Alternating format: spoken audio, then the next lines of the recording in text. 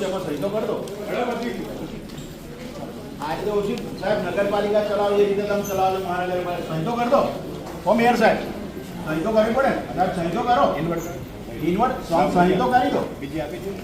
આ બીજી કોપી આ રહી. હવે ઓછું ચાલે સાહેબ તમારા અધ્યક્ષ સ્થાને ઇન્વર્ટ સાહેબ આ નગરપાલિકા ઇન્વર્ટમાં નહીં જોતી મારા સહીઓ જોઈએ તમે સહીઓ નહીં કરતા સાહેબ. ગામ આખું ગામ ખોદેલું પડી જશે સાહેબ.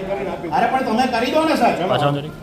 એવી તો ઓછી રીતે થાય સાહેબ. તમે નગરપાલિકા ચલાવો પણ સાહેબ નડિયાદ ગામ આખું રાહ જોઈને બેઠું હતું આજે પ્રથમ સભાનું સાહેબ. વિકાસનું શું કામ કરો છો સાહેબ? એ રીતે મારે એ રીતે ગામના 25 મુદ્દા લઈને આવ્યો છું સાહેબ. અંદર મેં અંદર રજૂઆતો કરી છે અને મારા માટે નહીં કરી. લોકોએ મને ચૂંટીને લાવ્યા છે સાહેબ. સાંભળવું તો પડે. તમે આ રીતે ના જઈ શકો. 5 મિનિટ ચૂંટાય.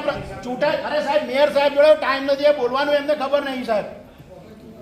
આ પ્રજાને આજે લોકોને ખબર પડશે બરાબર. આજે ઓકે ઓકે. સામાન્ય સભા મહાનગરપાલિકા બની અને ચૂંટણીમાં જેટલા ઉમેદવારો જીત્યા ત્યારબાદ પ્રથમ મહાનગરપાલિકાની સામાન્ય સભા હતી. પરંતુ નગરપાલિકા જે રીતના ચાલતી હતી એના કરતાં ખરાબ રીતે આ લોકો મહાનગરપાલિકા ચલાવે છે. માત્ર 1 મિનિટ કરતાં ઓછી સેકન્ડોમાં બોર્ડ પૂરું કરી દીધું છે. મેયરશ્રી અને સભા સંચાલન કરનાર પ્રમુખશ્રી પણ કોઈ પણ પોતાના ઉપર જવાબદારી સ્વીકારવા તૈયાર નથી.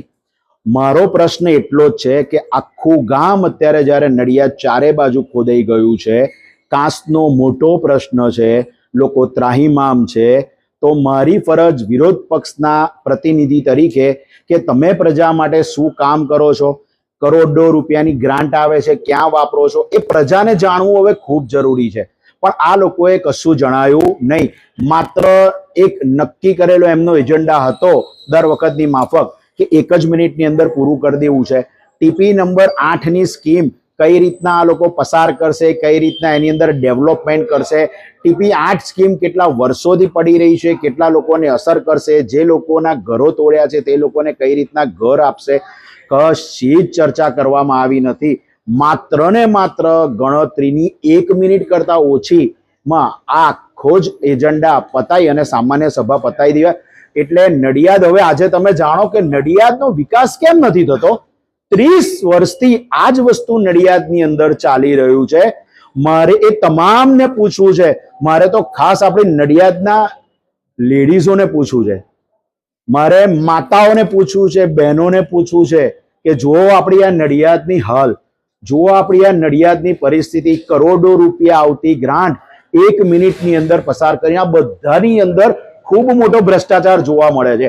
મારે મેયર સાહેબને હજુ તો બોર્ડ બોલ્યા છે, મેં મેયર સાહેબને અને સભા સંચાલનને મેં રજૂઆત કરું છું કે ભાઈ મારો વિરોધ છે કઈ બાબતનો છે કે તમે જે એજન્ડા આપો છો એજન્ડામાં શું આપો છો એમને કશી ખબર જ નથી. તો એની નકલો આપવા માટેનો જ માત્ર મારો વિરોધ છે કે તમે અમને નકલો આપો, ત્યારબાદ જ તમે સભામાં રજૂ કરી અને એજન્ડા પાસ કરો. જો પ્રજાલક્ષી હશે તો મારી મંજૂરી છે, બરાબર છે. આજે વોર્ડ નંબર 12 નો પ્રશ્ન છે. સ્ટ્રીટ લાઇટો નથી ચાલતી. આખા ગામની અંદર સ્ટ્રીટ લાઇટોનું અજવાળું ઓછું થઈ ગયું છે.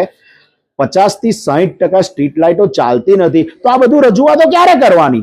કમિશનર સાહેબને પોતાની કેબિનમાંથી બહાર ઉતરવાનો ટાઈમ નથી. મેં એમને સ્થળ સંચાલન માટે કહ્યું છે. આજે વોટર ફિલ્ટરેશન પ્લાન્ટ છે એ બેકાર પડ્યો છે. ગામમાં માત્ર 2 કે 3 વોર્ડમાં જ આનું પાણી આવે છે, એ પણ અનિયમિત છે. કૂતરાઓનો ત્રાસ ગામમાં ખૂબ છે. ગામની અંદર ગટરોની જોડે પીવાના પાણી મળી જાય છે, ઘરમાં વાસ મારે છે, લોકો બીમાર પડે છે, મચ્છરોની સમસ્યા છે. કાંસનો ખૂબ અઘરો પ્રશ્ન છે. હું કહેતો હતો, હું સોશિયલ મીડિયામાં વારંવાર આવીને કહેતો હતો, પ્રજાની માટે રજૂઆત કરતો હતો કે ભાઈ આની અંદર ગટરના પાણી છે, ગટરના પાણી છે. પરંતુ કેમ કરીને આ લોકો સમજવા તૈયાર નહોતા. અને જ્યારે મારે સમજાવવું છે કે પાણી ક્યાંથી આવે છે, આ શું સિસ્ટમ છે, પણ સમજવું જ નથી. એટલે જે કહેવત છે ને, સરદાર લડે તે ગોરો સે, હમ લડેંગે ચોરો સે, ઇનકલાબ જિંદાબાદ, ભારત માતા કી જય.